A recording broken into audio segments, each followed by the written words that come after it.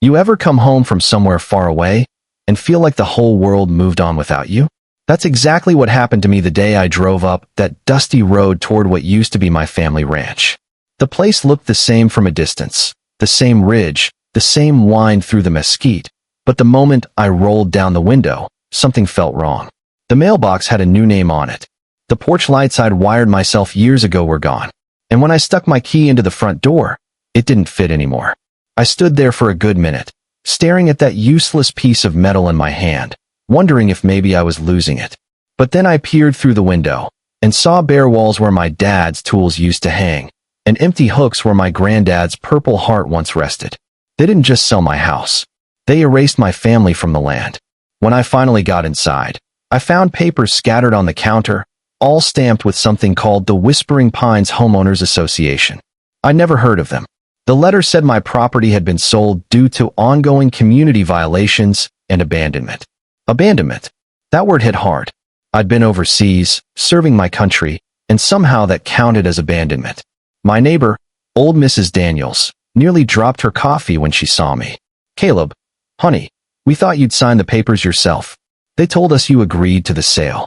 She slid her phone across the table, showing me videos she'd taken of men in polo shirts, clipboards in hand, strutting around like they owned the block. HOA enforcement, they called themselves. Only, none of it checked out. Their badges looked like they came from a dollar store, their license plates were rentals, and the so-called violations were nonsense. Grass too long, fences not regulation height, unauthorized barns. Barns my great-grandfather built before half this town even existed. That night, I didn't sleep. I drove into town and dug through county records till dawn. There it was, a deed transfer, forged with my name, my signature copied so clean it almost fooled me. But the notary seal? Expired 2 years ago. Amateur mistake. I scanned every page, every stamp, every date. Someone had built an entire fake bureaucracy around this scam. I made a few calls to people who don't advertise in the phone book. One of them, a buddy from my old unit, picked up and said, "You want names or you want action?" I said both. By sunrise, I had a list. 4 of them. Tommy Greer, a wannabe security guy with a temper problem. Janine Porter, used to work in real estate, lost her job over a gambling addiction.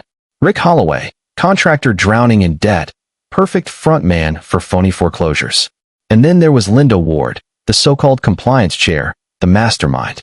Linda lived in a house twice as nice as anyone else in town, drove a Lexus she couldn't have possibly bought on a teacher's pension. That alone told me plenty. So I did what soldiers do best. I observed, I waited, I gathered intel. I followed Tommy to a motel on the highway, watched him fake inspections at random houses, snapping photos and posting fake violation tags. I trailed Janine to her co-working space, where she sat behind a desk stamping out liens like she was printing coupons. Rick, meanwhile, was scamming retirees into paying for foundation repairs they didn't need. And Linda was the spider at the center of the web. Calm, polished, dangerous. She knew exactly what she was doing, targeting deployed soldiers whose families couldn't fight back. But she'd underestimated one thing. I wasn't overseas anymore. So I started pushing back, quietly. I filed anonymous tips, raised questions with county clerks, slipped documents to title officers, called in favors from the few lawyers who owed me drinks and gratitude. One by one, the gears started grinding. Liens got flagged. Bank accounts froze. Clerks started asking questions they'd never asked before. The machine Linda built was starting to rattle apart, and she didn't even know who was kicking it. A week later, her team started cracking. Tommy vanished. Janine cleaned out her desk and skipped town. Rick started babbling to anyone who'd listen about government investigations. And poor Judy, the sweet old lady who thought she'd joined a Real HOA board, finally realized she'd been duped and handed everything over to the feds. Linda panicked. She tried to fight back with a little theater, called a public meeting to clear the air. She rented the community center, printed glossy flyers, wore her best red blazer, even brought homemade cookies. The irony was almost funny. I walked in halfway through, just as she was giving her speech about community values. She was good, I'll give her that. Calm voice, confident smile. But the crowd wasn't buying it anymore. Folks started asking questions. Real ones. A young mom stood up, holding her mortgage statement. Where did my HOA dues go, Linda? Because this routing number belongs to a bank 3 states away. A mechanic in the back said, show us your incorporation papers. Linda laughed it off, said everything was in process. That's when Mrs. Daniels, God bless her, stood up and said, you sold Caleb's ranch while he was fighting overseas. You tell me how that's legal. The room went silent. Linda's eyes darted across the crowd, and that's when she saw me. I was leaning against the wall near the exit. She froze. I smiled.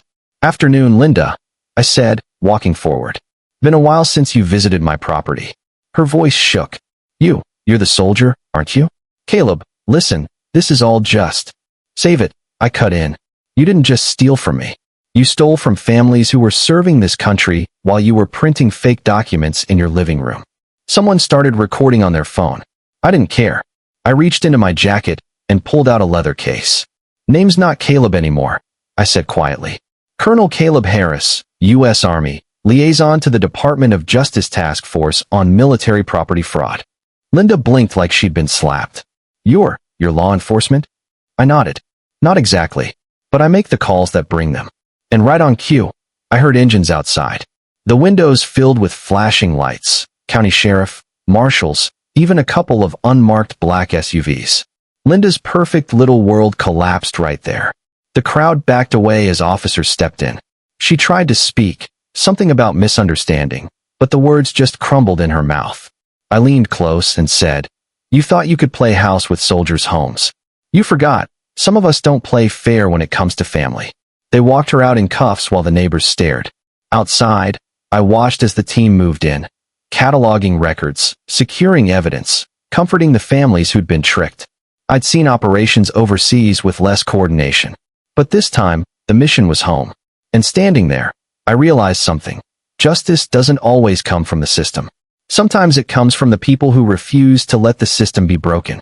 They called it Operation Hearthstone, a full federal takedown of a nationwide scam targeting deployed military families. Linda's crew had done this to dozens of households across 4 states.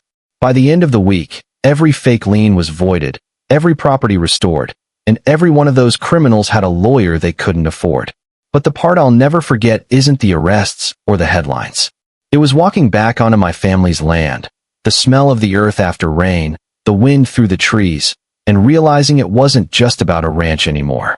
It was about every soldier who leaves home trusting that someone's watching their six. I put the old key on the mantle that night, not because it worked, but because it reminded me what we almost lost. Now, you tell me, was I right to take matters into my own hands before the law caught up, or did I cross a line bringing the fight home that way? What would you have done if it was your family, your home, your legacy? Drop your thoughts below, because I'm curious. Where do you draw the line between justice and revenge?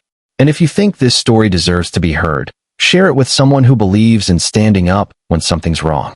Because sometimes, the only way to protect home is to fight for it.